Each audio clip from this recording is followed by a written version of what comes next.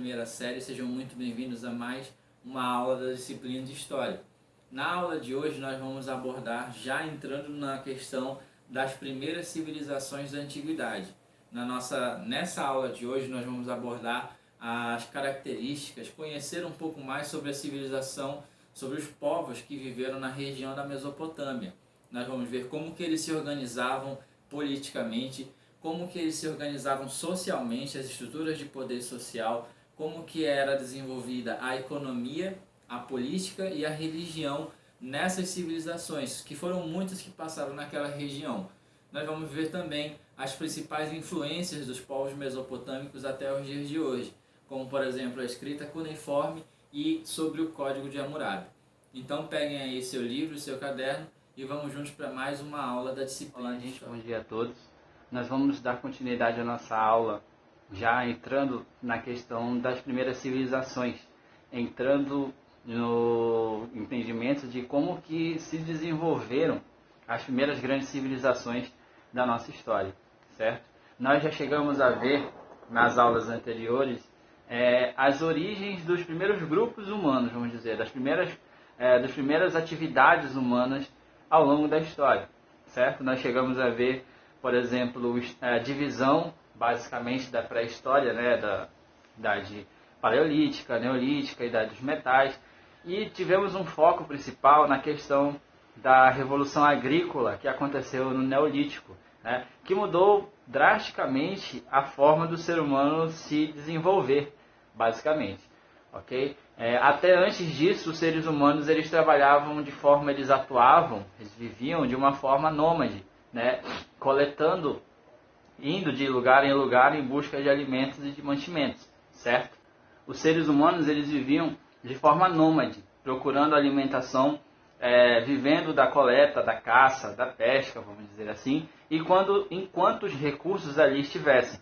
Quando os recursos terminassem, eles migravam para outro lugar. Com a revolução agrícola, com o desenvolvimento das atividades da pecuária, com a domesticação de algumas plantas, vamos dizer que o processo de sedentarização se tornou mais intenso, se tornou mais efetivo, vamos dizer assim, ok? Algumas espécies ao longo do mundo, a atividade agrícola ela foi se desenvolvendo, né? Desde a primeira atividade, vamos dizer que nós temos data desde o ano 8000 a.C., vamos dizer assim, né? E com esse desenvolvimento das atividades agrícolas, com o surgimento da sedentarização, as atividades entre a comunidade que estava se surgindo começaram a ser definidas. As atividades mais pesadas ficavam a cargo dos homens, enquanto que as atividades mais voltadas à questão dos deveres domésticos, dos afazeres domésticos, da criação, entre outras coisas, ficavam a cargo das mulheres. Sendo que isso gerou a elas um protagonismo, como nós vimos na aula passada. Nós chegamos a ver que através delas se desenvolveu, por exemplo, o cruzamento de algumas espécies que foram decisivas para o surgimento de novos gêneros agrícolas, né? A criação de utensílios, por exemplo, como as enxadas, como materiais de arado, essas coisas, foram oriundos das atividades das mulheres, da percepção, vamos dizer assim, das mulheres em relação às atividades que elas estavam fazendo. E o mais importante foi o desenvolvimento de uma linguagem falada, de uma comunicação entre elas e os seus filhos, vamos dizer assim, já que para que eles pudessem desenvolver, para que eles pudessem realizar de uma forma mais eficaz, vamos dizer assim, as atividades domésticas, eles precisavam ter a mesma comunicação, a mesma língua, vamos dizer assim, né? Então, essas foram algumas das características marcantes. E já entrando na questão do estudo das primeiras civilizações, das civilizações antigas, nós vamos ter as características das formações dos primeiros aglomerados urbanos, né? As primeiras cidades que datam de 12.000, 11.000 anos antes de Cristo, né? E como que se desenvolviam essas cidades, né? A estrutura social de cada uma delas. Boa parte dessas cidades se desenvolveram na região que nós conhecemos como Crescente Fértil, que vai abrigar algumas regiões ali do Egito, algumas regiões ali do Oriente Médio. E com o surgimento das armas de ferro, da montaria, entre outras coisas, nós vamos ter as primeiras civilizações expansionistas. As primeiras civilizações que foram ampliando e dominando mais, aumentando os seus territórios. E vão dar origem aos primeiros grandes impérios da antiguidade, da sociedade, da história como um todo.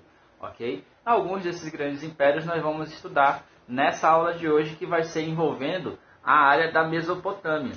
Ok? Antes de mais nada, vocês já devem ter escutado em alguma aula do fundamental de vocês a relação do termo Mesopotâmia. O que significa a palavra Mesopotâmia, certo? A palavra Mesopotâmia ela vem do grego. Ela é a união de duas palavras gregas que vão significar terra entre rios. Né? Por exemplo, Mesos é terra entre, ou terra do meio. E Pótamos vem a ver com o rio.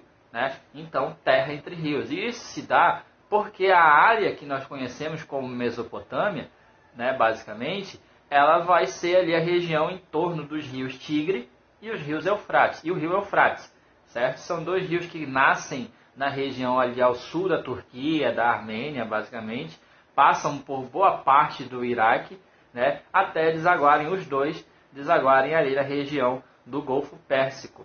Esses dois rios, essa região banhada por esses dois rios, foi de extrema importância para o surgimento das civilizações humanas.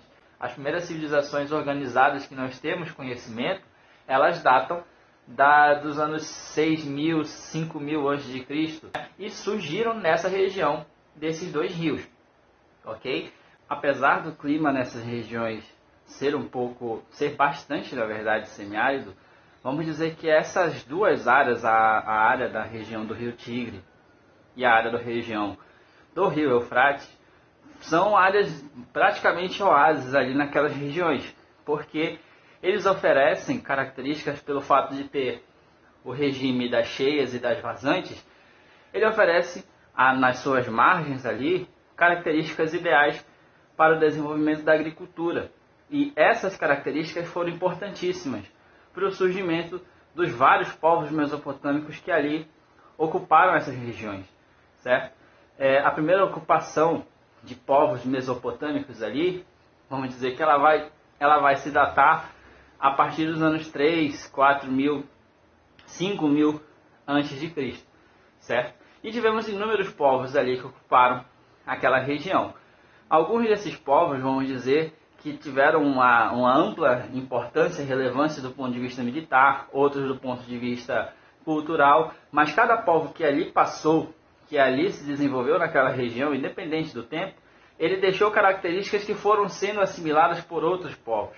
Ok? Nós vamos ver ao longo dessa aula as características marcantes dos principais povos que passaram por ali.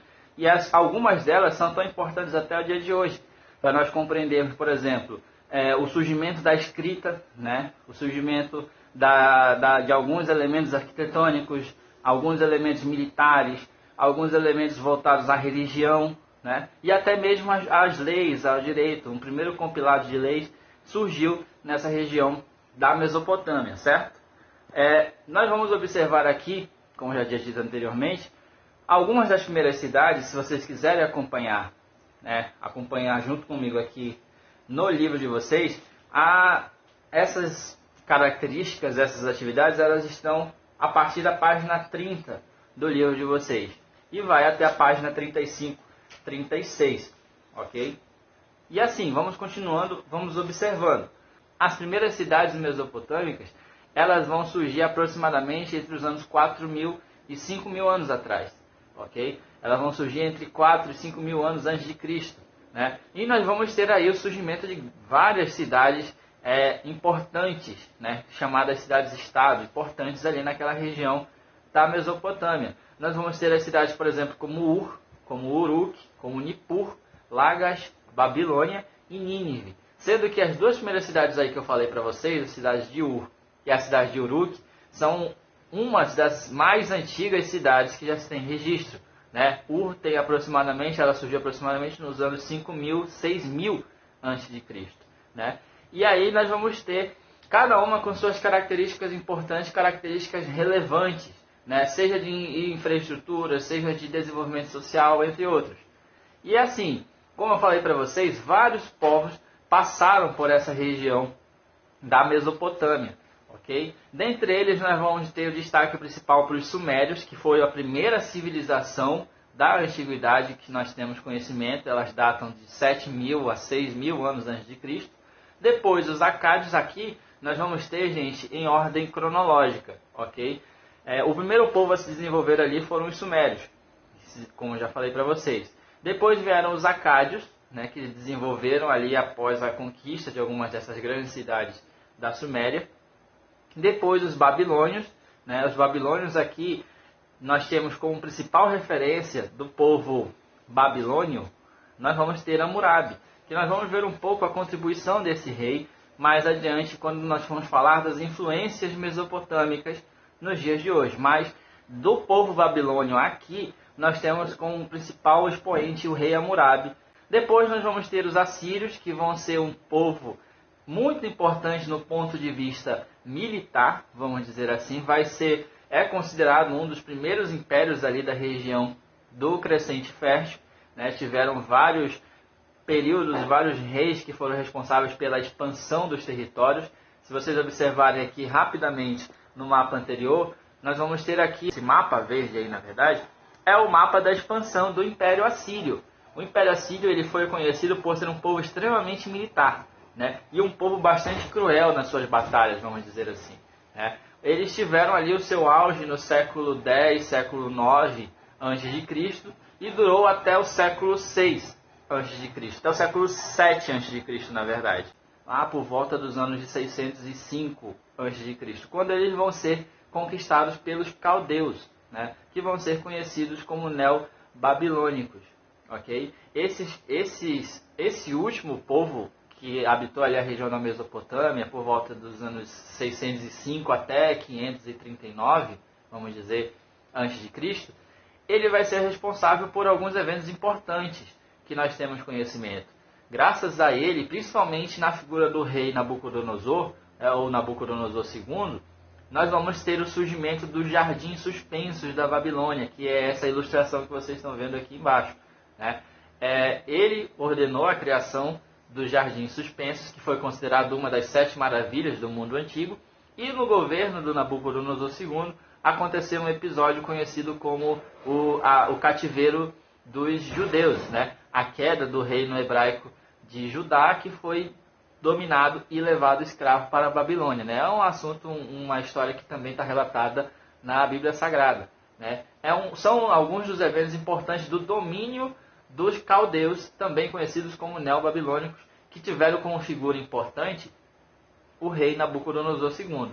Esses são, então, os 4 povos principais, vamos dizer assim, os 5 povos principais que dominaram ali a região da Mesopotâmia, desde o século IV a.C., do quarto milênio, na verdade, antes de Cristo, até provavelmente ali 539, quando acaba essa questão da hegemonia dos povos mesopotâmicos nessa região, com a conquista do Império Neobabilônico pelo Império Persa, lá em 539, ok?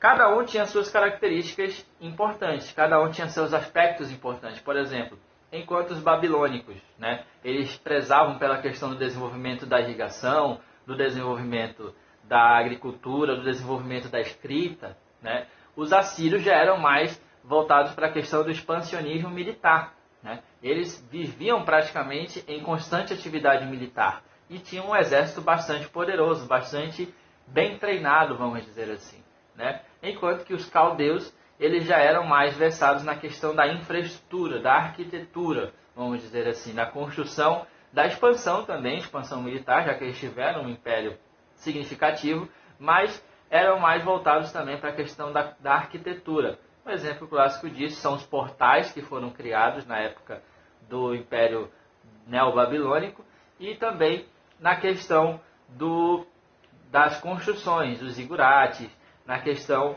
dos jardins suspensos, entre outros. Ok? Agora nós vamos observar aqui como que se tratava, como que se dava a questão da política, da economia e da religião nessas civilizações mesopotâmicas. Essa parte aí, gente, esse trecho aí, ele está aqui na página 35 do livro de vocês. Nós vamos observar como que se deu essa situação toda, certo? A política, basicamente, era voltada pela descentralização das cidades. No início, lá no Império, na época dos governos sumério, dos governos acadianos, vamos dizer assim, não havia um reino, um império unificado, né? Vamos dizer que ali na questão dos sumérios, havia a questão de confederações, havia as cidades-estado. Professor, o que é cidades-estado? Cidades-estado basicamente tínhamos ali 3 cidades, tínhamos a cidade de Ur, tínhamos a cidade de Nippur e tínhamos a cidade de Uruk. Não havia um rei sobre as 3 cidades, cada cidade tinha seu domínio próprio, sua administração própria. Esse conceito nós vamos ver mais adiante quando nós formos falar da civilização grega. Lembra lá das cidades-estado gregas, Atenas, Esparta, Tebas, entre outras? Na Mesopotâmia já surgia isso. Já tinha lá as cidades-estado de Ur, com seu rei, com sua legislação, com seu exército, com sua infraestrutura. E depois tinha lá as cidades de Uruk, tinha a cidade de Nippur, também com seu rei, com sua administração e sua infraestrutura. Ok? Vamos dizer que os mesopotâmios eles foram uma das primeiras civilizações a adotar o conceito da teocracia. Professor, o que é isso também? Teocracia. Tem alguma coisa a ver com democracia? Sim, tem alguma relação ali com a democracia, mas funciona da seguinte maneira. Na teocracia, o rei, ou qualquer um que lidere, vamos dizer, porque ainda hoje existem alguns países que adotam sistemas teocráticos. O exemplo clássico é o Irã, né? Na teocracia, o chefe de Estado, o líder, o rei, no caso aqui da Mesopotâmia, ele é simplesmente um representante ou uma divindade. Ele é representante de uma divindade ou, quando não, ele é a própria divindade. Nós vamos ver essa questão do rei ser a própria divindade quando nós formos falar do Egito. Na Mesopotâmia, ele era um representante dos deuses. Okay? Se ele estava no poder, é porque os deuses assim o quiseram. Né? E isso dava a ele poderes ilimitados. Ele podia fazer o que bem entendesse, porque era a vontade dos deuses que fizessem assim. Certo? E, assim como em outras civilizações, os sacerdotes eles tinham essa influência, uma influência gigantesca, vamos dizer, na vida política da cidade-estado. Né? Eles eram isentos de impostos, eles podiam adquirir terras e várias outras coisas, riquezas, né? Porque eles tinham esse papel de ser os intermediadores dos deuses com os monarcas, vamos dizer assim. Né? E então isso dava a eles acesso livre a garantir recursos, entre outras coisas. Certo? Basicamente, isso que se trata, era assim que funcionava a questão política nas cidades mesopotâmicas e depois nos impérios mesopotâmicos. Né? Nós vamos ver, por exemplo, no Império Assírio e no Império Neobabilônico. O rei, ele conquistava territórios porque era a vontade dos deuses. E com isso, o poder dele era inquestionável. Né? Ele não tinha nenhum motivo para ser contestado ou questionado por conta de qualquer coisa que ele viesse a fazer, já que ele era o representante dos deuses na Terra. Certo? Em relação às atividades econômicas, vamos dizer que por conta de ser uma região ali, como eu falei para vocês no início, é uma região próxima de áreas de inundação, né? Inundação do rio Tigre, inundação do rio Eufrates, e deixava uma área rica para a atividade agrícola, vários gêneros agrícolas foram desenvolvidos ali na região da Mesopotâmia, em especial a questão dos cereais, trigo, cevada. Além dessa questão da agricultura, da produção de grãos, né, nós tínhamos também o desenvolvimento de atividades da pecuária e de criação de outros tipos de rebanho, como ovelhas, criação de aves, entre outras coisas. Tudo isso, todas essas produções, o excedente dessas produções, eram comercializados nas cidades-estado. Todas as cidades-estado mesopotâmicas, elas tinham um comércio significativo, como vocês podem observar aqui na página 35. Né? Elas tinham um comércio significativo e intenso. E quando a gente vai observar em relação aos outros impérios, aos grandes impérios, como o Assírio e o Império Neobabilônico, também havia a questão da comercialização entre outras regiões. Dito isso em relação à questão das atividades econômicas, como nós observamos, né, o comércio intenso, o comércio interno, né? Tinha a questão, um outro detalhe que eu esqueci de mencionar para vocês, era a questão da água nessas civilizações, nessas cidades-estado. Como era uma região onde a água era um tanto quanto, vamos dizer, escassa, né, por conta de só apenas ser ali na região das bacias do rio Tigre e do rio Eufrates, havia um controle rígido por conta dos sacerdotes sobre as reservas de água. né? Havia punições severas para quem usasse água de forma negligente, né? Que utilizasse não de acordo como deveria ser utilizado ou que utilizasse demais sem necessidade, né? Havia uma punição muito rigorosa por conta dos sacerdotes que eram os fiscais, vamos dizer, dos recursos hídricos ali daquelas cidades-estado, certo? Em relação à religião, como boa parte das civilizações antigas, né, a exceção vai ser os hebreus, que nós vamos observar, mas os mesopotâmios eles eram politeístas, né? E os sacerdotes eles tinham esse papel de representantes dos deuses junto à sociedade. Cada cidade-estado ela teria um patrono, um deus que era o protetor das cidades, né? E isso fazia também parte importante para movimentar o comércio de estatuetas, de elementos que representassem essa divindade protetora da cidade, né? Havia a questão, como os sacerdotes da época mesopotâmica, eles eram bastante estudiosos, vamos dizer assim. E eles foram um dos primeiros a desenvolver noções de astrologia e noções de astronomia, o estudo das estrelas, a compreensão das constelações, sempre voltado para aquela questão de explicação religiosa, né? Na astrologia, nós vamos observar que os signos que hoje as pessoas comentam aí, elas tiveram uma origem nos estudos dos sumérios. Os sumérios eles desenvolveram, né, o primeiro grupo de signos que se tem conhecimento, certo?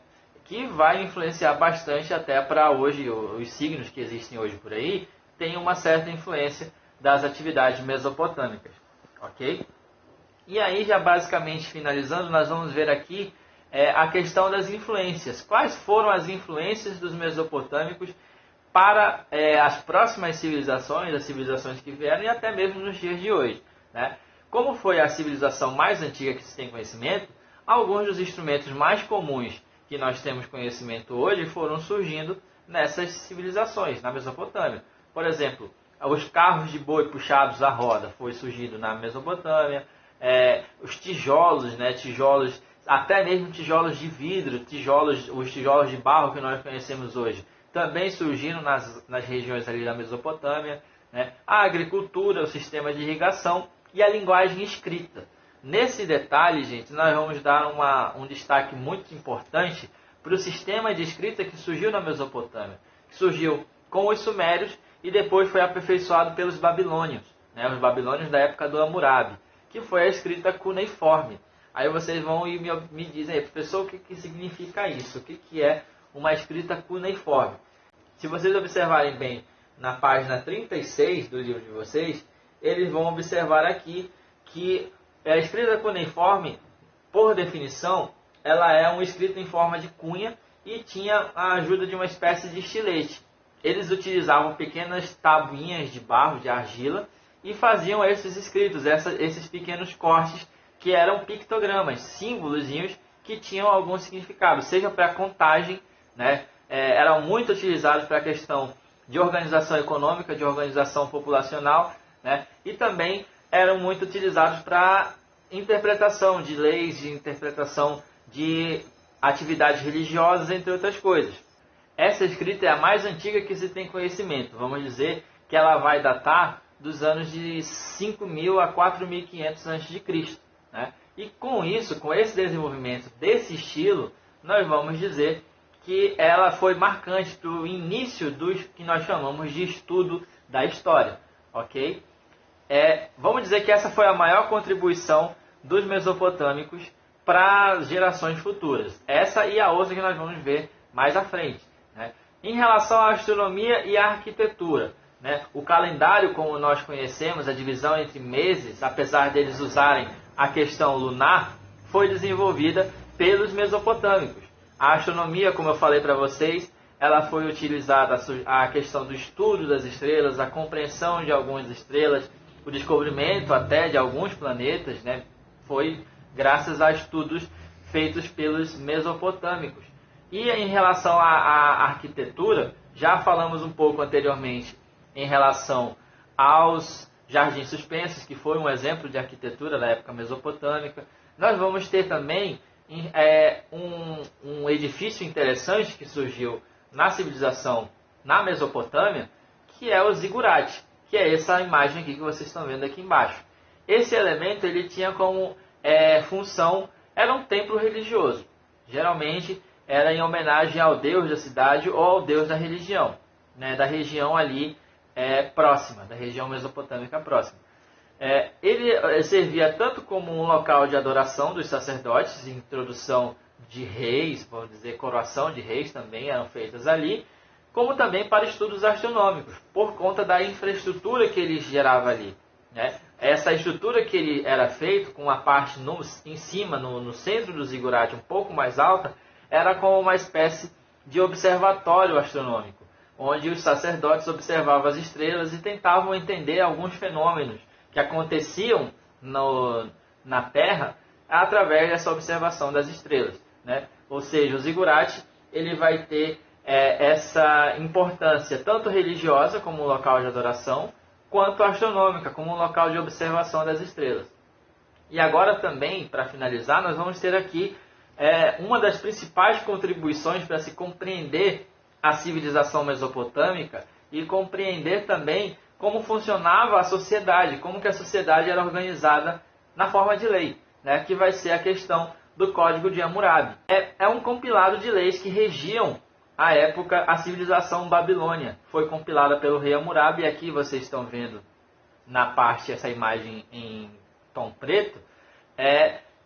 No topo é uma estela, vamos dizer assim, que é uma pedra gigantesca, onde foi escrito todo o ordenamento jurídico que o Hammurabi ele diz ter recebido pelos deuses. Aqui vocês estão observando a gravura em alto relevo, é o rei Hammurabi está de pé, recebendo esse código do deus Sol, que era o Shamash, o deus Sol, que era uma das principais divindades mesopotâmicas da época, né? O deus principal, vamos dizer assim. E ele recebeu esse ordenamento e passou à população da Babilônia, e aonde a Babilônia dominava na época. Esse conjunto de leis ele faz referência à lei do talião. O que seria isso, a lei do talião, professor? Você já deve ter escutado essa frase, né? Olho por olho, dente por dente. Ou até mesmo usado essa frase às vezes, né? Basicamente era essa a regra geral da lei de talião e do Código de Hammurabi. Aqui na página 37 do livro de vocês vai ter alguns artigos desse código, que é basicamente assim: se você fez alguma coisa de errado para machucar alguém, para ferir alguém ou prejudicar alguém, essa pessoa, se ela sobreviver, ela tem o direito de fazer o mesmo com você, né? Basicamente isso. Se você observar aqui o primeiro artigo, por exemplo, fala o seguinte: se qualquer pessoa amarrar outra, proibindo-a de algo, sem provar nada contra ela, então aquela pessoa que a amarrou deve ser condenada à morte. Se você amarrou, vamos supor, você amarrou seu coleguinha dizendo que ele roubou você, só que ele não roubou nada. Você não teve como provar, você vai morrer, porque você acusou falsamente seu colega. Entendeu? Vamos dizer que se o médico... Aqui um outro artigo. Né? Se um médico fizer uma grande incisão com um bisturi e matar, ou abrir um tumor com um bisturi e cortar fora o olho, as suas mãos deverão ser cortadas. Professor, não entendi nada. Bem simples.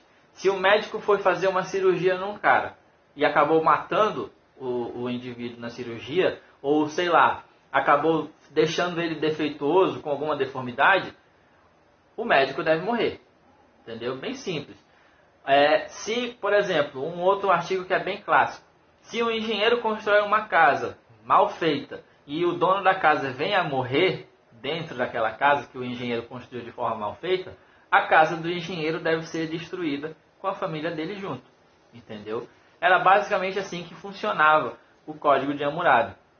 Se você fez uma coisa, você tem que sofrer a consequência, né? Se você roubou, você vai ter a sua mão cortada, vamos dizer assim, né? Essa era a regra que funcionava basicamente. Era isso que é a essência do olho por olho, dente por dente.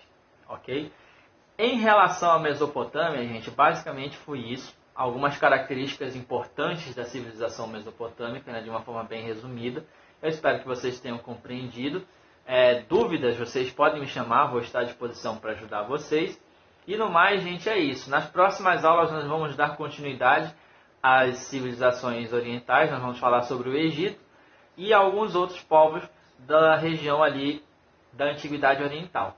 Ok? No mais é isso. Qualquer dúvida vocês podem me chamar em relação às atividades ou aqui ao vídeo. Espero que vocês tenham gostado, que vocês fiquem bem e um forte abraço a todos.